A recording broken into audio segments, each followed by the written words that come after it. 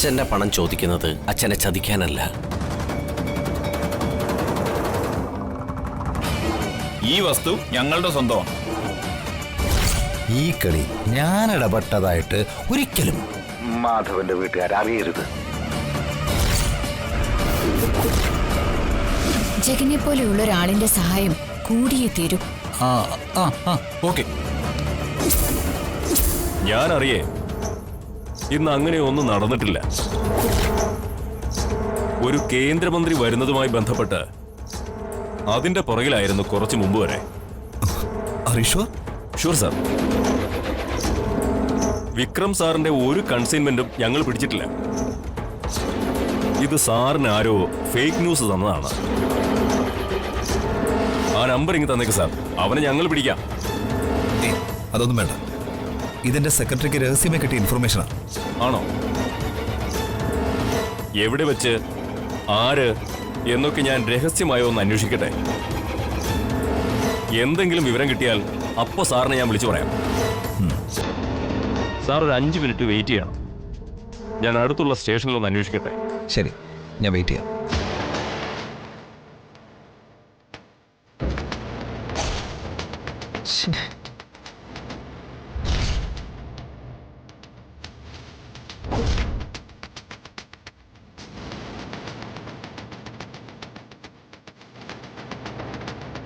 ആര്, എവിടെ, എങ്ങനെ ഒരു പിടുത്തവും കിട്ടുന്നില്ലല്ലോ. വർഷം ഇപ്പൊ എവിടെയായിരിക്കും? എന്നെക്കുറിച്ച് അവളെല്ലാം ഇതിനോടൊക്കെ അറിഞ്ഞിരിക്കും.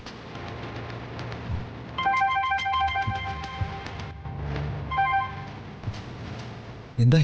ഒരു സ്റ്റേഷനിലും ഒരു രീതിയിലുള്ള അറസ്റ്റും രേഖപ്പെടുത്തിയിട്ടില്ല. വാട്ട്? സത്യമാണ്. ഇത് ഫേക്ക് ന്യൂസ് ആണ്. അല്ലെങ്കിൽ പിടിച്ചുകൊണ്ടുപോയവർ പോലീസല്ല. എന്താവശ്യത്തിന് ഞാനുണ്ട് സാർ. ശരി, ഞാൻ വിളിക്കാം. Okay sir. ഓക്കെ.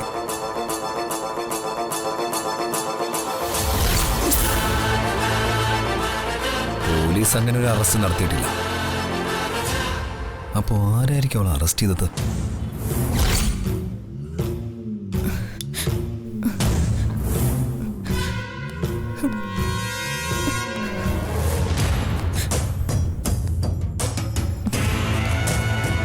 എന്തായിടോ? ഒന്നും പറയുന്നില്ല സാർ. എന്താ നിങ്ങളുടെ പേര്? വർഷ. എത്ര കാലമായി ഈ ഏർപ്പാട് തുടങ്ങിയിട്ട്? അധികമൊന്നും ആയില്ല. പാക്കറ്റ് ഡെലിവറി തുടങ്ങിയിട്ട് കുറച്ചു കാലേ ആയുള്ളൂ. എന്റെ ഭർത്താവ് തുടങ്ങുന്ന പുതിയ കമ്പനിയുടെ മാർക്കറ്റിംഗ് ട്രെയിനി കൂടിയാ ഞാൻ. മനസ്സിലായി. പക്ഷെ വർഷ നടത്തുന്ന ബിസിനസ് എന്താന്ന് വർഷയ്ക്ക് മനസ്സിലായിട്ടില്ല. അതാണ് പ്രശ്നം. സത്യം പറയടാ, ഈ പാക്കറ്റിൽ എന്താ? സാർ, അത്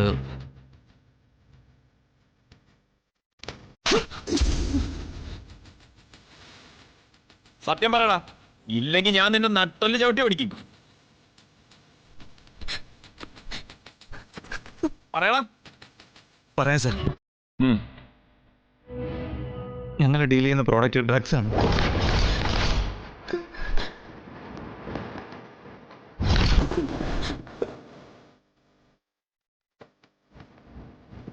അയ്യോ സാർ, ഞാൻ കള്ളോ പറയുന്നത്? പച്ചക്കള്ളം. ആണോ? കള്ളമാണല്ലേ? എന്നാ ഞാൻ ഒന്ന് നോക്കട്ടെ.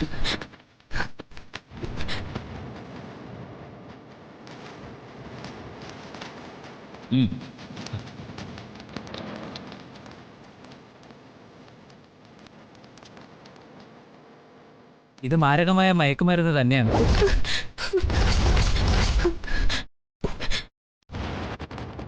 ഇതങ്ങനെ വിപണിയിൽ ഇറങ്ങിയിട്ടില്ല. പുതിയ ഐറ്റം ആണെന്ന് തോന്നുന്നു.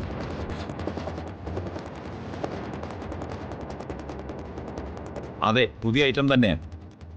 ഇവരെ പോലുള്ള സ്റ്റുഡൻസിനെ കരുവാക്കി മാർക്കറ്റിംഗ് മേഖല വിപുലപ്പെടുത്തുകയാണ് അവരുടെ ലക്ഷ്യം. ഇത് വാങ്ങി താൻ എന്തോടെ ചെയ്യുന്നേ? ഞാൻ എൻ്റെ ഇടപാടുകാർക്ക് വിതരണം ചെയ്യും.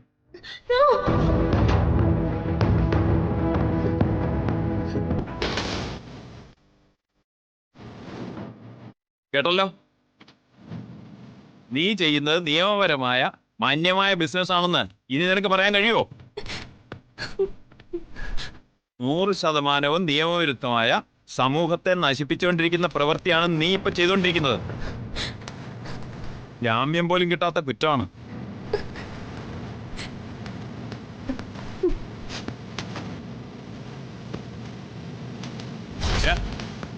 മേൽ നീ ഈ പണി ചെയ്തു പോകരുത്. ഇല്ല സാർ, ഇനി ഒരിക്കലും ചെയ്യില്ല. തൽക്കാലം ഇപ്പൊ നീ വയ്ക്കും. ശരി സാർ. പോടാ.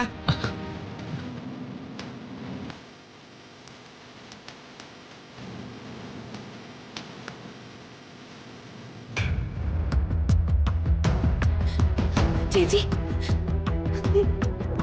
കൈവിലങ്ങണിയിച്ച റിമാൻഡിൽ ജയിലിലേക്ക് കൊണ്ടുപോകാനുള്ള എല്ലാ യോഗ്യതകളും നേടിയിരിക്കും എന്റെ അനിയത്തി. വർഷയുടെ ഭർത്താവിന്റെ സൽഗുണം എന്താന്ന് ഇപ്പൊ മനസ്സിലായില്ലേ? അത് വർഷയെ ബോധ്യപ്പെടുത്താൻ എനിക്കും കുറെ മെനക്കെടേണ്ടി വന്നു.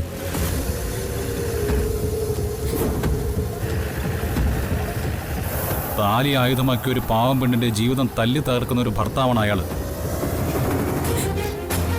ആൺവർഗത്തിന് തന്നെ അപമാനമാണ് ഇത്തരത്തിലുള്ള ചെറ്റകൾ. അയാളുമായിട്ടുള്ള ജീവിതം ഒട്ടും സുരക്ഷിതമല്ല വർഷേ.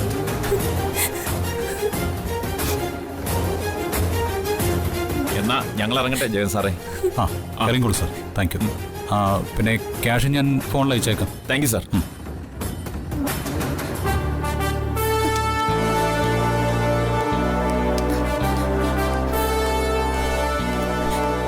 ചേച്ചി, എന്താ ഇതൊക്കെ? എനിക്കൊന്നും മനസ്സിലാവുന്നില്ല. എല്ലാം ഞാൻ മനസ്സിലാക്കി തരാം.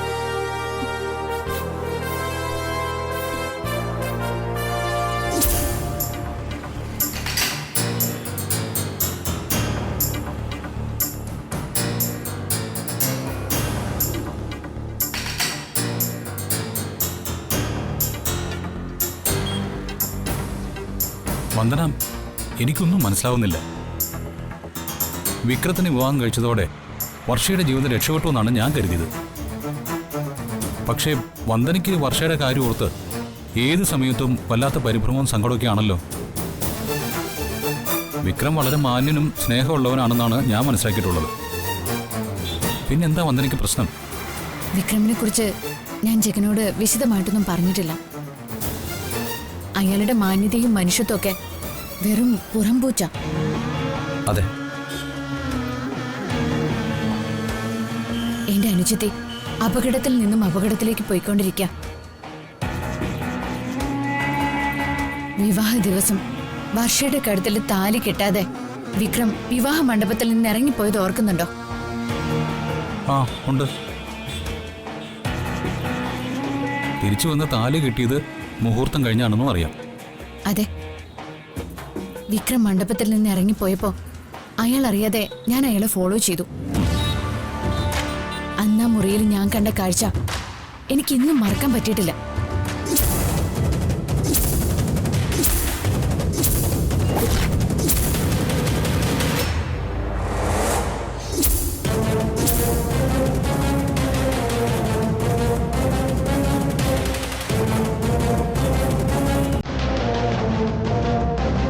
സത്യമാണത്. വിക്രത്തിന് അങ്ങനെ ഒരു മുഖമുണ്ടെന്ന് എനിക്ക് വിശ്വസിക്കാനേ പറ്റുന്നില്ല. ഇപ്പോൾ വിക്രം വർഷയെ കൊണ്ട് ഏതോ സാമ്പിൾ പ്രോഡക്റ്റ് ഡെലിവറി ചെയ്യിപ്പിക്കുക. ദോഷമൊന്നുമില്ലാത്ത സാമ്പിൾ പ്രോഡക്റ്റ് എന്നാണ് വർഷയെ വിശ്വസിപ്പിച്ചിരിക്കുന്നത്. പക്ഷേ അത് മാരകമായ മയക്കുമരുന്നാണ്.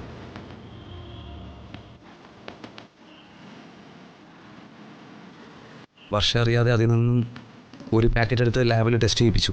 എന്നിട്ട് ബ്ലാക്ക് ബെൽറ്റ് എന്ന രഹസ്യ പേരിൽ അറിയപ്പെടുന്ന മാരകമായ മയക്കുമരുന്നാണെന്ന് റിപ്പോർട്ടും കിട്ടി.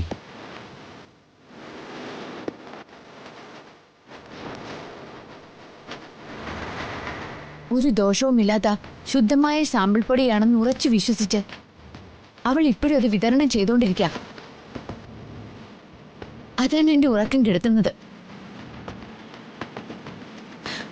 അതാണ് എന്റെ ടെൻഷൻ. മയക്കുമരുന്ന് കേസിൽ വിലങ്ങ് വീഴുന്നതിന് മുൻപ് എന്റെ അനിയത്തെ എനിക്ക് രക്ഷിക്കണം. അതിനെന്നെ സഹായിക്കണം.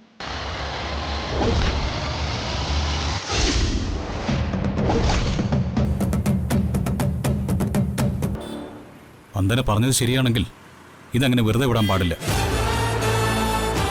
വർഷ കൈകാര്യം ചെയ്യുന്നത് മരുന്നല്ല, മരണക്കെണിയാണെന്നുള്ള സത്യം അവളെ ബോധ്യപ്പെടുത്തുകയാണ് ആദ്യം നമ്മൾ ചെയ്യേണ്ടത്. അതിനൊരു വഴി കണ്ടുപിടിക്കണം.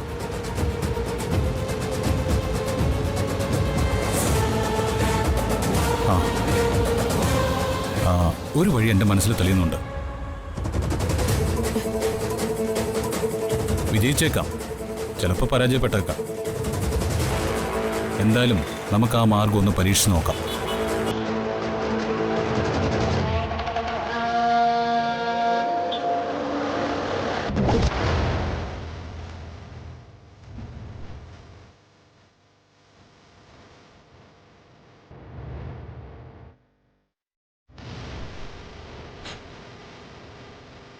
അങ്ങനെ ജഗിന്റെ പ്ലാൻ അനുസരിച്ച് നടന്ന കപട നാടകം നീ ഇപ്പൊ കണ്ടത്. ജഗന എല്ലാം അറേഞ്ച് ചെയ്തത്. പോലീസുകാരായിട്ട് വന്നവരെല്ലാം എൻ്റെ പാർട്ടിക്കാരാ. ജീപ്പും യൂണിഫോം ഒക്കെ പാടയ്ക്ക് സംഘടിപ്പിച്ചു. നാടക സംവിധാനവും ഞാൻ തന്നെ.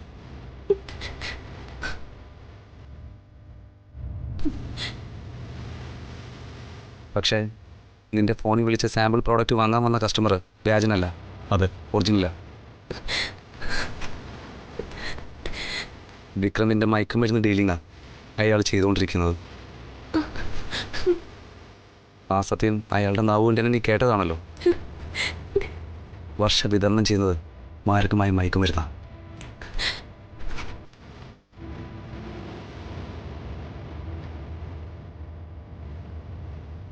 അത് ബോധ്യപ്പെടാൻ ഇതിലും വലിയ തെളിവ് വേണോ വർഷേ?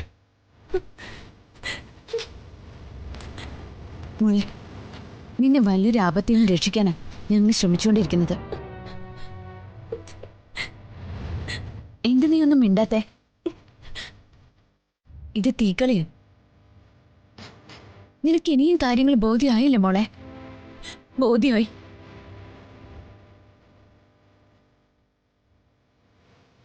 വിക്രമിന്റെ ഇടപാടുകാരനായ കസ്റ്റമറുടെ നാവിൽ നിന്ന് തന്നെ സത്യം കേട്ടപ്പോ എനിക്കെല്ലാം വ്യക്തമായിട്ട് മനസ്സിലായി.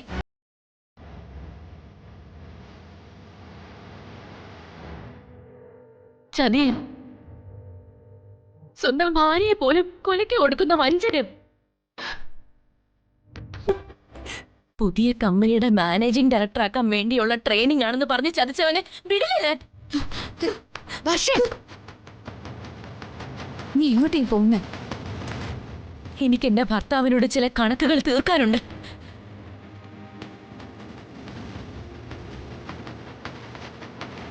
എന്നെ കൊണ്ട് വിൽപ്പിച്ച മയക്കുമരുന്ന് പാക്കറ്റിന് അയാളെ കൊണ്ട് സമാധാനം പറയിപ്പിച്ചിരിക്കും. വൃത്തികെട്ടവൻ.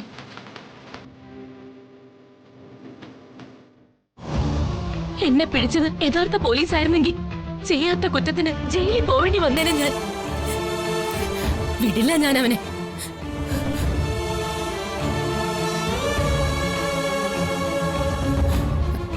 പക്ഷേ നീ ഇപ്പൊ വിക്രമിന്റെ വീട്ടിലേക്ക് പോവണ്ട. നമുക്ക് നമ്മുടെ വീട്ടിലേക്ക് പോവാം. അതാ സേഫ്. അതേ വർഷ, ദേ അയാൾ ആട്ടും തോലിട്ട ചെന്നായിയാണെന്ന് മനസ്സിലായ സ്ഥിതിക്ക് ഉടനെ ചെന്നായിക്കൂട്ടിലേക്ക് പോകുന്നത് ബുദ്ധിയല്ല. അയാളുടെ രോഷം ഒന്ന് ആറി തണുക്കട്ടെ, അതുവരെ ക്ഷമിച്ചൂടെ? ഇല്ല ശ്യാമേ, എന്നെ പറഞ്ഞ് വിശ്വസിപ്പിച്ചിട്ട് വിദഗ്ധമായി ചതിച്ച വിക്രമിന്റെ മുഖത്ത് നോക്കി എനിക്ക് ചില കാര്യങ്ങൾ ചോദിക്കാനുണ്ട്.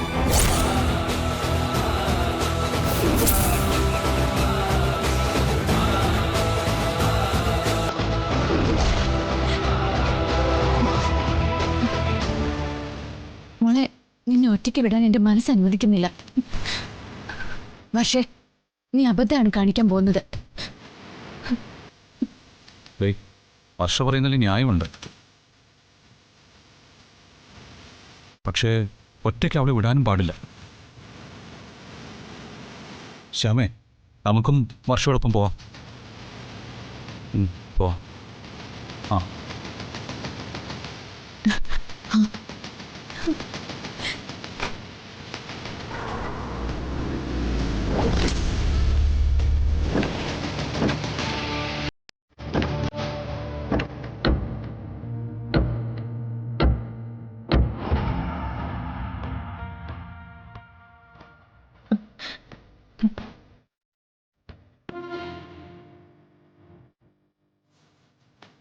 മാഡം ഇവരൊക്കെ യെസ്. നിങ്ങളെല്ലാം ഇവിടെ നിന്നാ മതി. ഒരു ഭാര്യ എന്ന നിലയിൽ അയാളോട് ചോദിക്കേണ്ട ചില ചോദ്യങ്ങളുണ്ട്. അതിന് അതിൻ്റെതായ സ്വകാര്യത വേണം. അത് കഴിഞ്ഞിട്ട് നിങ്ങൾ അകത്തേക്ക് വന്നാ മതി. നമ്മളെ സൂക്ഷിക്കുന്നു. അയാൾ എന്തെങ്കിലും പ്രശ്നം ഉണ്ടാക്കാൻ നോക്കിയാ ഞങ്ങളെ വിളിച്ചാൽ മതി.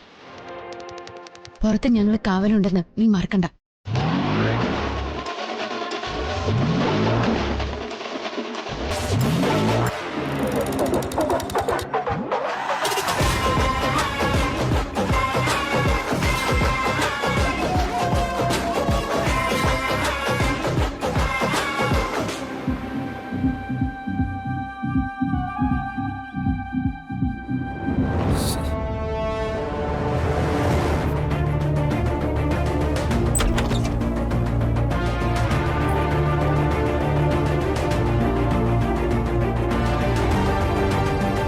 ഞാൻ ആകെ ടെൻഷനിലായിരുന്നു.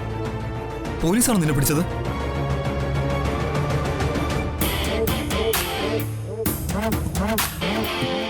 ഞാൻ സ്റ്റേഷനിലേക്ക് വിളിച്ചപ്പോ പ്രശ്നമൊന്നും ഇല്ലെന്നാണല്ലോ അവര് പറഞ്ഞത്. അങ്ങനെ ഒരു കേസൊന്നും ചാർജ് ചെയ്തിട്ടില്ലെന്നും നിന്നെ അറസ്റ്റ് ചെയ്തിട്ടില്ലെന്നും പറഞ്ഞു. ഇതിനിടയിൽ നമ്മുടെ കുറെ പ്രോഡക്റ്റ് സാമ്പിളുകൾ പോലീസ് പിടിച്ചെടുത്തു എന്ന് എന്റെ സെക്രട്ടറി വിളിച്ചു പറഞ്ഞു. ഇതിൽ ഞാൻ ഏതാ വിശ്വസിക്കേണ്ടത്? മോളെ, എന്താണ് അവിടെ നടന്നേ? നിങ്ങൾ ചെയ്ത പ്രവൃത്തിക്കനുസരിച്ച് പോലീസ് യഥാർത്ഥമായിട്ട് എന്നെ പിടിച്ചിരുന്നെങ്കിൽ ഈ ജന്മം എനിക്ക് പുറത്തിറങ്ങാൻ പറ്റുമായിരുന്നോ? എന്തൊക്കെയാ നീ പറയുന്നേ? നീ ഇതുവരെ എവിടെയായിരുന്നു? വന്ദന ചേച്ചിക്കൊപ്പമായിരുന്നു. അതുകൊണ്ട് സത്യാവസ്ഥ എനിക്ക് ബോധ്യപ്പെട്ടു. അവൾ എന്ത് സത്യാവസ്ഥ ബോധ്യപ്പെടുത്തിയെന്നോ അറിയാം. എന്നെ തകർക്കാൻ ആ ജഗനെയും കൂട്ടുപിടിച്ച് അവൾ എന്തും ചെയ്യും.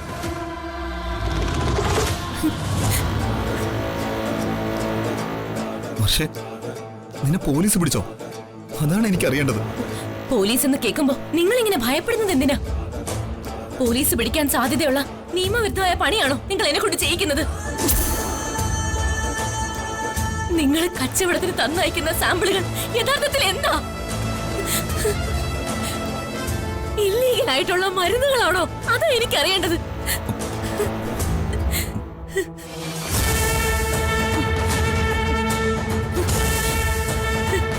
മറുപടി ചിരിയിൽ ഒതുക്കരുത്. നിങ്ങളുടെ പുഞ്ചിരി തന്നെ ഒന്നാം തരം കാവട്യവാ. ചിരിച്ചുകൊണ്ട് കഴുത്തിറക്കുന്ന പുഞ്ചിരി എനിക്ക് കാണണ്ട. നിങ്ങളെ ആത്മാർത്ഥമായിട്ടാണ് ഞാൻ സ്നേഹിച്ചത്, പ്രണയിച്ചത്, വിശ്വസിച്ചത്. ആ എന്നെ നിങ്ങൾ വഞ്ചിച്ചില്ലേ? ചതിച്ചു, ദ്രോഹിച്ചു. എന്തിനായിരുന്നു എന്റെ മുമ്പിൽ സ്നേഹം തകർത്ത് അഭിനയിച്ചത്? എന്നെ കഴുത്തു ഞെരിച്ച് കൊല്ലായിരുന്നില്ലേ നിങ്ങൾക്ക്?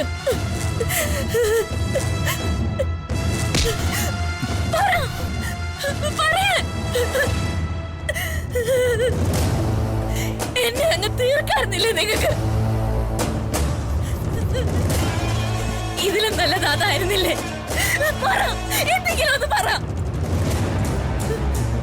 എനിക്ക് നിനക്കിടയിൽ ഒരു വന്ദന ചേച്ചി വന്നപ്പോ മുമ്പെങ്ങുമില്ലാത്ത ചോദ്യങ്ങളുണ്ടായല്ലേ? അതെ, ഞാൻ നിങ്ങൾക്ക് വേണ്ടി വിതരണം ചെയ്യുന്നത് മാരകമായ ഇല്ലീഗൽ പ്രോഡക്ട്സ് ആണെന്ന് അവർ തെളിവ് സഹിതം എന്നെ ബോധ്യപ്പെടുത്തി. ആ ബോധ്യപ്പെടുത്തലൊക്കെ അടിസ്ഥാനം ഇല്ലാത്തതാണ് വർഷ. ഞാൻ ഒരു തെറ്റും ചെയ്തിട്ടില്ല. ഞാൻ തികച്ച നിരപരാധിയാ.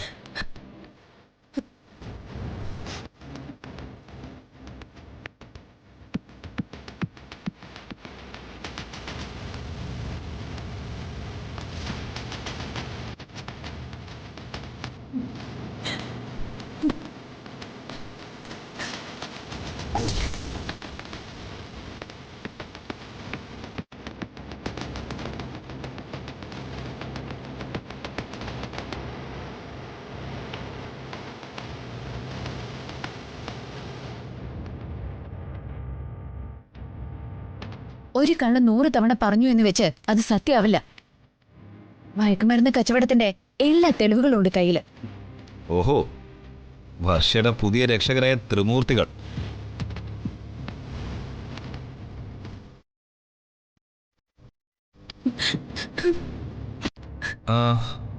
നിങ്ങൾ പുറത്ത് തന്നെ കാവലുണ്ടായിരുന്നു. അതെ,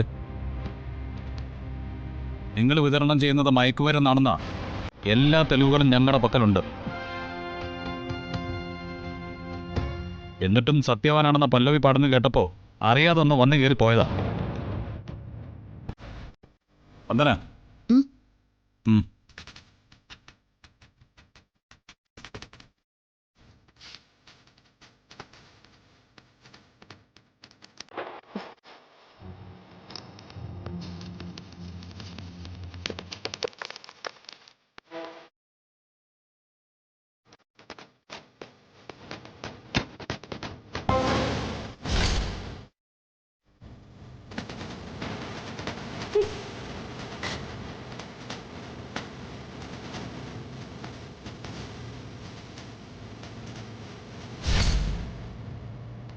ഈ കൊടും വേഷം തന്നെയല്ലേ നിങ്ങൾ എന്റെ അനിയത്തി കൊണ്ട് കച്ചവടം ചെയ്യിക്കുന്നത്?